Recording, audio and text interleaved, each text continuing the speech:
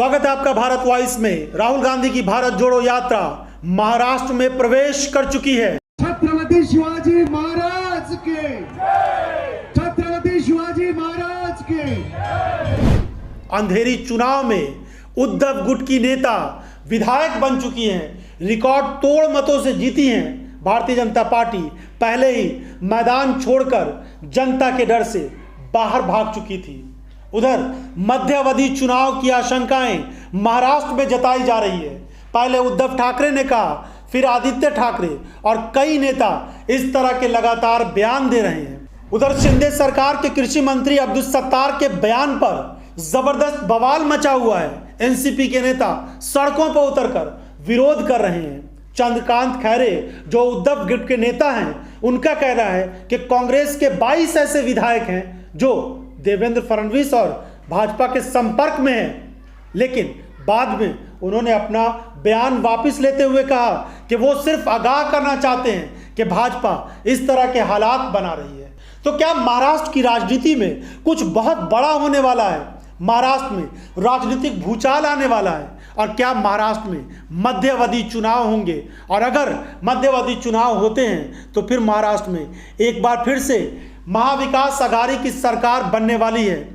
महाराष्ट्र में सियासी भूचाल की संभावनाएं पत्रकारों से लेकर नेताओं तक के बीच हो रही है और कहा जा रहा है कि महाराष्ट्र में अगर उद्धव ठाकरे की सरकार गिराकर एकनाथ शिंदे ने भाजपा के साथ मिलकर अपनी सरकार बना ली है तो ये सरकार अब बहुत ज़्यादा दिनों तक आगे नहीं चल सकती है। बहुत सारी ऐसी बातें हैं राजनीतिक गलियारों में, और खास करके एकनाथ शिंदे और भारतीय जनता पार्टी के बीच का जो मतभेद है वो इतना ज़्यादा बढ़ता जा रहा है कि बहुत सारे नेताओं को ऐसा लगता है कि ये सरकार बहुत ज़्यादा दिनों तक अब नहीं चलने वाली है।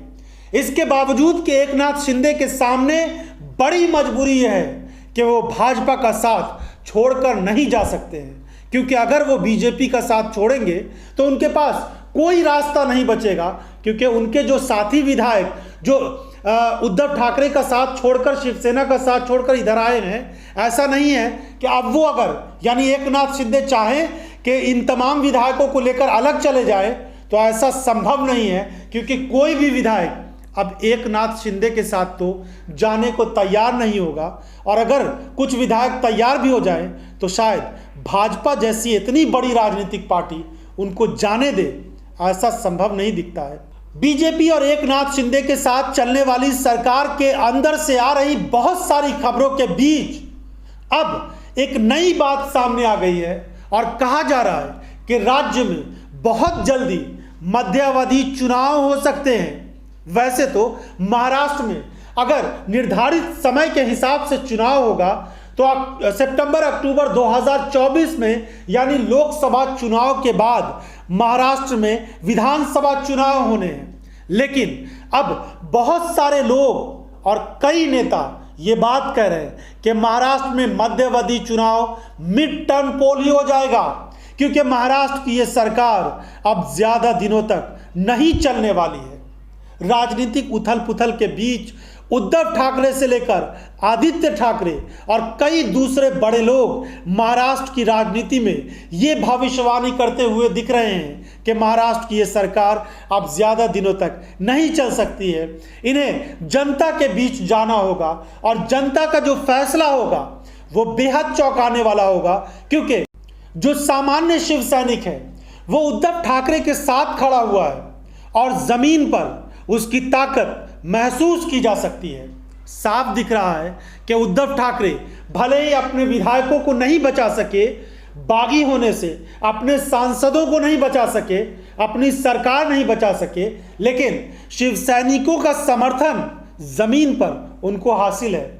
और अंधेरी के इस विधानसभा चुनाव में साफ तौर पर नजर आया कि किस तरीके से भारतीय जनता पार्टी चुनाव के पहले ही डर गई थी और उसने अपने उम्मीदवार को वहां से वापस ले लिया।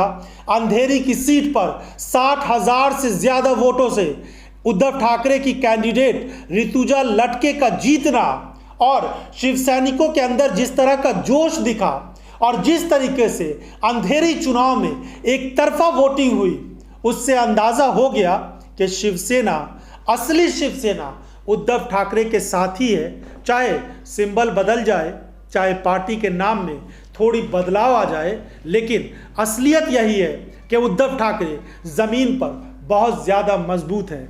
इसलिए कहा जा रहा है कि अगर महाराष्ट्र में मध्यावधि चुनाव हो जाते हैं तो एक बार फिर से उद्धव ठाकरे की वापसी हो सकती है और महाविकास अघाड़ी की सरकार बनना महाराष्ट्र में लगभग तय माना जा रहा है। क्योंकि जिस तरह के हालात इस समय महाराष्ट्र में बने हैं, एक तरफ तो एकनाथ शिंदे लोगों का विश्वास हासिल करते हुए नजर नहीं आ रहे हैं, किसानों की बड़ी बड़ी समस्याएं हैं राज्य में, लेकिन इन सब के बावजूद किसानों की समस्याओं का कोई समाधान नहीं दिख रहा है।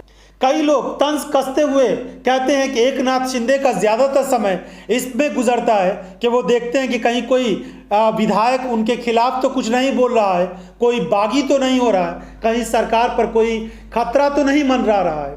तो इस तरीके से ये बातें कही जा रही है एकनाथ शिंदे के लिए, देवेंद्र फडणवीस के लिए। ऐसा नहीं है कि एकनाथ शिंदे और जो बीजेपी की सरकार चल रही है उसी में उठापटक मची हुई है। महाविकास अघाड़ी के नेताओं की भी बयानबाजी कम नहीं है। चंद्रकांत खैरे हैं, उद्धव गुट के नेता हैं, उनका ये बयान महाविकास अघाड़ी में बहुत हलचल पैदा कर दिया।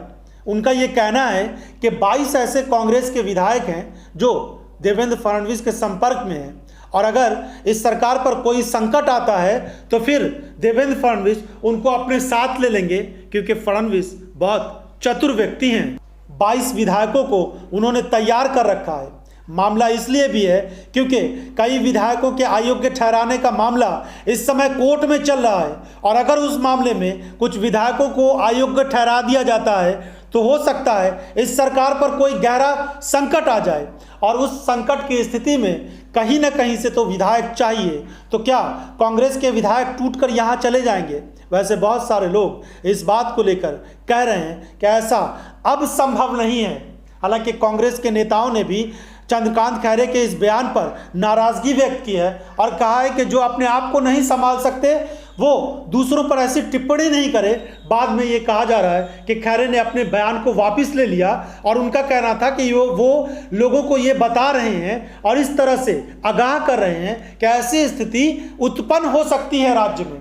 तो ये समझिए कि भारतीय जनता पार्टी के नेताओं को कहीं ना कहीं इस बात का एहसास है कि आने वाले दिनों में अदालत की तरफ से अगर कोई फैसला आ जाता है, अयोग्य ठहरा दिए जाते हैं विधायक, या फिर हो सकता है मंत्रिमंडल के विस्तार के पहले यानी विस्तार के बाद, और अगर कुछ विधायकों को मंत्रिमंडल के विस्तार में जगह नहीं मिलती है, जो आने वाले महीनों में जल्दी हो सकता है नहीं मिलती है, तो ऐसी स्थिति में वो नाराज हो सकते हैं। उनकी नाराजगी की वजह से अगर सरकार पर कोई संकट आ गया या फिर कुछ ऐसे हालात बन सकते हैं, तो कहा जा रहा है कि अगर हो सकता है इस तरह की स्थिति पैदा हो जाए, यहाँ पर कुछ विधायक बागी हो जाएं, कुछ विधायक अगर अयोग्य ठहराए जाएं, या फिर हो सकता है बहुत सारे नेता नाराज होकर के शांत बैठ जाएं, तो ऐसी स्थिति में सरकार पर कोई संकट आए उसके पहले ही कुछ रास्ता और बना लिया जाए।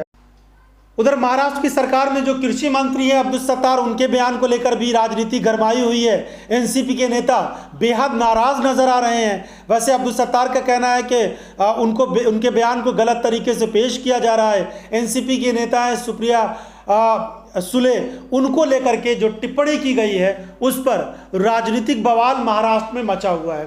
तो इस तरह से बयानबाजी का दौर जारी है, लेकिन क्या महाराष्ट्र की राजनीति में सचमुच कुछ नया होने वाला है और वहां मध्यावधि चुनाव हो सकते हैं? और अगर वहां पर मध्यावधि चुनाव होंगे तो क्या एक बार फिर से महाविकास अघाड़ी की सरकार बन सकती है? इन तमाम संभावनाओं पर आपकी क्या राय है? अपनी राय हमें ज़रूर दीजिए। इस एपिसोड को देखने के लिए बहुत बहुत धन्यवाद।